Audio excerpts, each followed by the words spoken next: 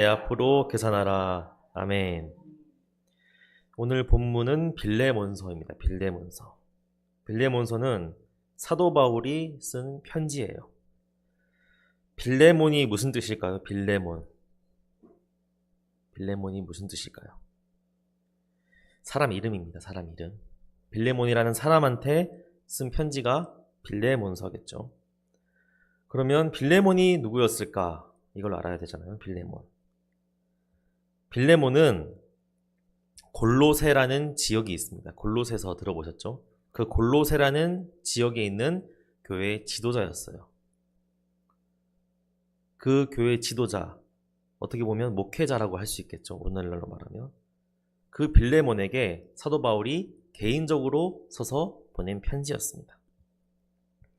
그렇다면 왜 사도 바울은 이 골로새 교회에 있는 빌레몬에게 개인적으로 편지를 써서 전달했을까요?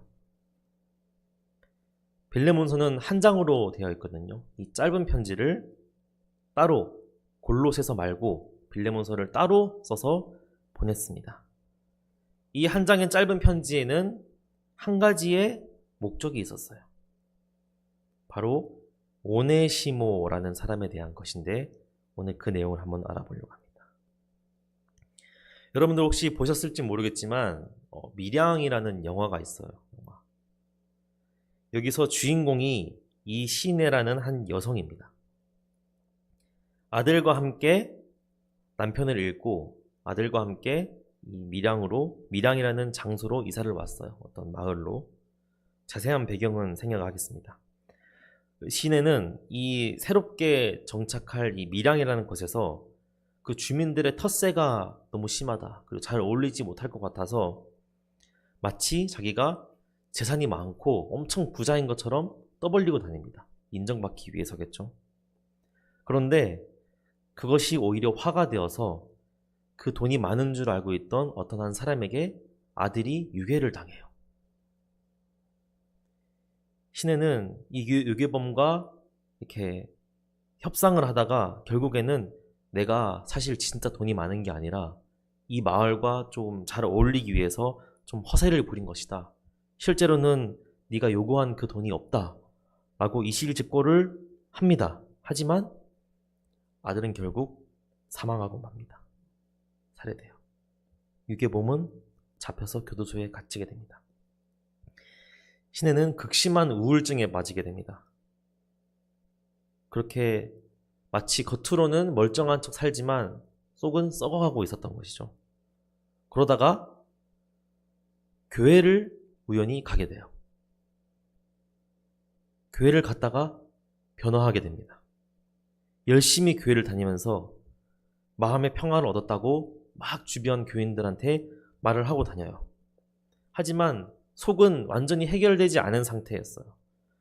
그래서 시내가 내가 정말 이 문제를 제대로 해결하기 위해서는 어떻게 해야 될까? 내 스스로가 그 유괴범을 찾아가서 용서를 해야겠다라는 마음을 먹게 됩니다.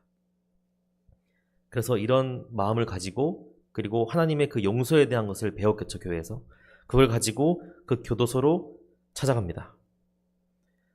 그 유괴범은 사실 원래부터 범죄자가 아니라 이 아들이 다녔던 학원의 원장이었어요. 그런데 그 돈 때문에 유괴를 한 거였거든요. 그래서 이 시내는 그 유괴범이 굉장히 죄책감에 빠져서 살고 있을까라고 생각을 했습니다. 그런데 웬걸요? 유괴범은 너무나 멀쩡한 모습으로 평안한 모습으로 메네실에 나타난 겁니다.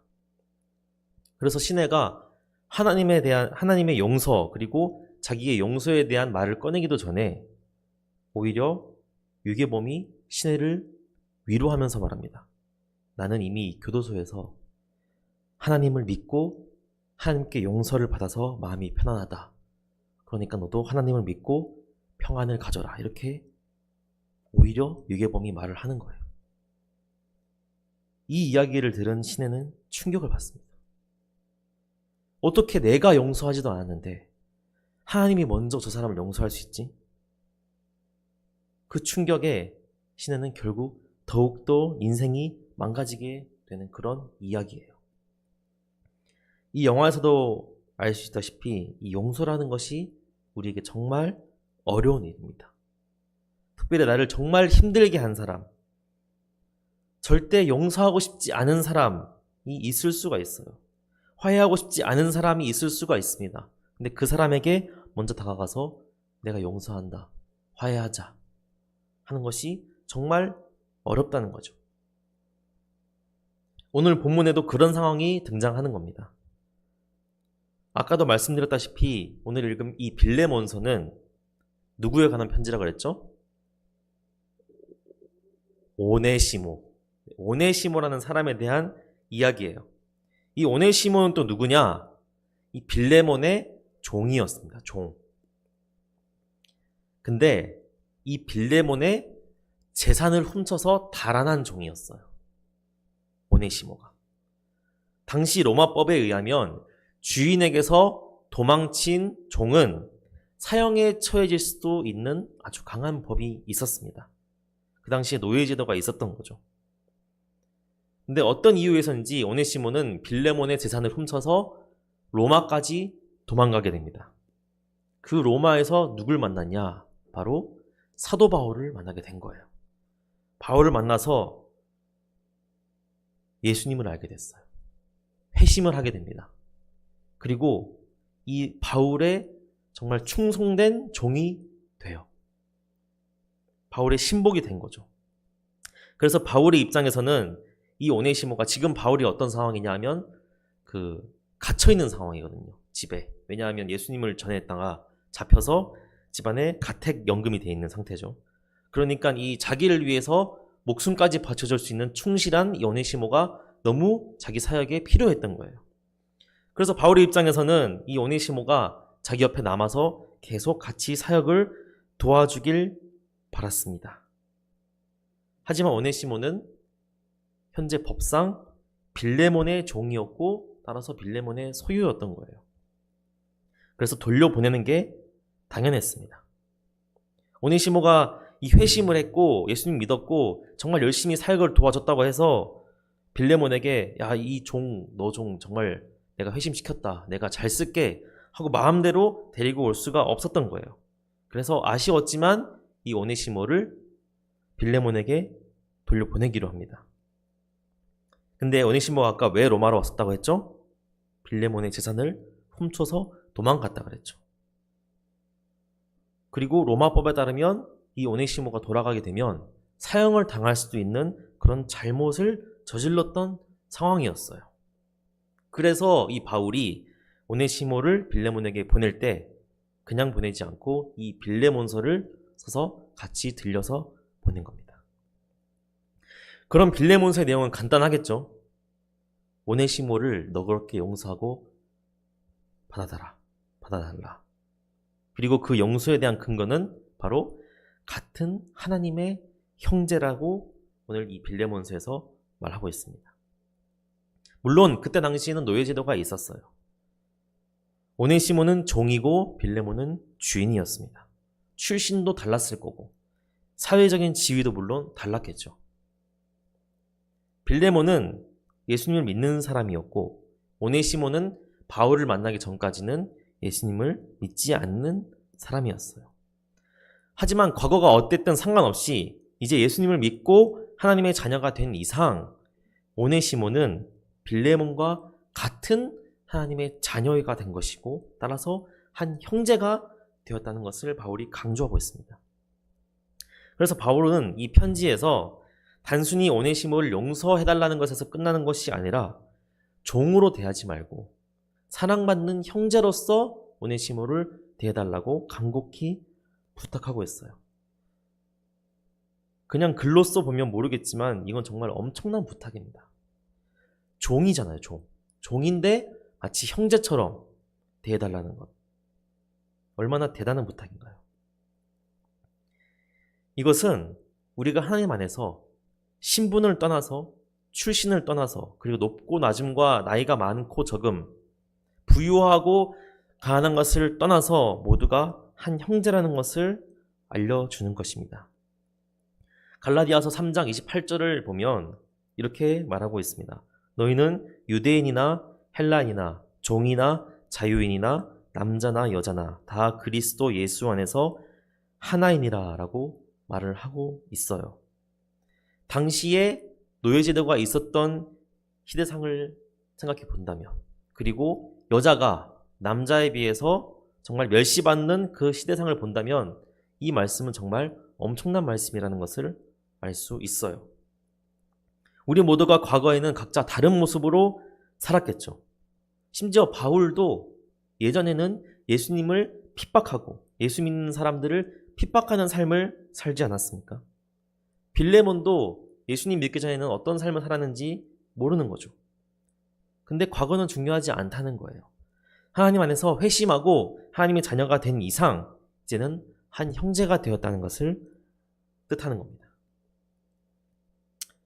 무엇보다도 바울은 자신이 받은 은혜를, 이 용서의 은혜를 경험했어요. 예수님을 믿는 자들을 핍박하면서 예수님을 무시하며 살았던 바울이 예수님을 만난 후 용서받았습니다. 예수님께 용서받았어요. 용서받을 수 없는 죄인이었으나 용서받은 것이죠. 그 이후로 바울은 그 은혜로 받은 용서를 베풀며 살게 된 거예요. 그 용서를 전하며 살게 된 것입니다. 우리 모두는 생각해보면 하나님을 배신하고 오네시모처럼 도망친 종이에요. 하지만 하나님은 우리를 용서하시고 다시 받아주셨다는 거예요. 그러한 큰 의미에서 볼 때 빌레몬 또한 하나님께 용서의 빚을 진 하나님의 자녀이며, 따라서 하나님의 또 다른 자녀인 오네시모를 용서하는 것이 마땅한 일이라는 것을 사도 바울이 말을 하고 있는 것입니다. 우리가 누군가를 용서해야 될 때가 있잖아요. 근데 정말 어려운 일입니다. 그때 이미 우리는 하나님께 엄청난 용서의 은혜를 받았다는 사실을 기억하시기 바랍니다. 우리 스스로의 의지와 능력으로는 다른 사람을 용서하는 게 너무 힘들어요. 오히려 더 심하게 복수를 하고 싶겠죠. 나를 힘들게 한 것만큼, 나를 괴롭게 한 것만큼 그 이상 그 사람을 힘들게 하고 괴롭게 하고 싶은 게 우리의 본성입니다. 용서가 우리의 본성이 아닌 거예요. 근데 하나님의 본성은 용서입니다. 우리가 하나님의 자녀다운 삶을 사는 것, 예수님을 닮아 사는 것 중 하나가 바로 용서하는 삶을 사는 것이라는 겁니다. 예수님도 용서의 표본을 보여주셨어요. 자신을 잡아서 매질하고 십자가에 못 박아 죽이려고 하는 자들을 향해서 저들은 자신이 하는 일을 알지 못합니다 라고 하나님께 용서를 구하는 모습을 보여주고 계시죠. 내가 하나님을 믿고 있다면, 예수님을 믿는 사람으로서 모범이 되는 삶을 살고 싶다면, 하나님의 빛을 세상에 전하고 빛과 소금과 같은 삶을 살고 싶다면 용서하는 삶을 살아야 하는 것입니다. 내가 용서해야 될 사람은 주로 내 주변의 사람들일 거예요. 가족이 될 수도 있고, 친구가 될 수도 있고, 이웃이 될 수도 있고, 직장에서 만나는 사람들이 될 수도 있겠죠. 그 사람이 용서를 받을 만한 사람이냐, 그 자격을 따지기 전에 이미 내가 무한한 용서를 받았기 때문에 그것을 나눠준다는 맥락에서 용서를 실천해야 하는 것입니다. 우리가 또 하나 집중해 봐야 할 것은, 빌레몬이 오네시모를 용서하는 것은 온전히 바울이나 바울의 사역을 돕기 위해서나 또는 오네시모 그 사람을 위한 것만은 아니라는 거예요. 아까 말씀드렸던 밀양이라는 영화에서 주인공 시내가 자신의 아들을 유괴해서 살해한 그 유괴범을 결국 용서를 못했단 말이에요. 그래서 어떻게 됐을까요? 그 삶이 더욱 망가졌습니다. 내가 용서하지 않았는데 그 사람의 삶이 아니라 내 삶이 더 비참해졌다는 거예요.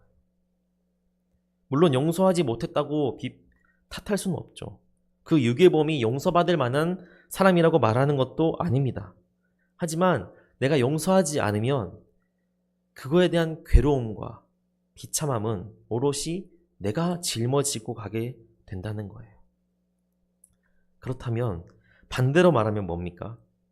내가 진정으로 용서를 실천한다면 참된 자유를 맛볼 수 있다는 것을 뜻하겠죠. 즉 빌레몬이 이 오네시모를 용서하는 것은 또한 자기 자신을 위한 행동일 수 있다는 거예요. 빌레몬이 골로새 교회의 지도자라고 말씀드렸잖아요. 즉 목회를 하는 사람입니다. 여러 영혼들을 돌보는 사람입니다.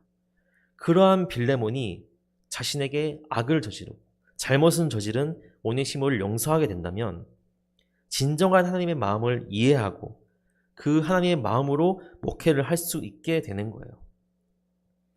이것은 목회자에게만 한정되는 이야기가 아니라 하나님을 예배하는 모든 사람에게 해당되는 말입니다. 마태복음 5장 23절에서 24절 말씀을 보면 그러므로 예물을 제단에 드리려다가 거기서 내 형제에게 원망 들을 만한 일이 있는 것이 생각나거든 예물을 제단 앞에 두고 가서 먼저 형제와 화목하고 그 후에 와서 예물을 드리라 라고 말을 하고 있습니다. 우리가 먼저 하나님의 용서하심을 전제로 하나님의 자녀가 되었잖아요. 하나님의 용서하심의 그 은혜를 바탕으로 이 자리에 와서 예배를 드리고 있다는 겁니다. 그런데 그런 우리가 다른 사람을 용서하지 못한다면 어떻게 우리가 그 하나님의 은혜를 제대로 안다고 말할 수 있겠습니까? 주기도문에도 명확하게 나오죠. 우리가 우리에게 죄 지은 자를 사하여 준 것 같이 우리 죄를 사하여 주옵시고.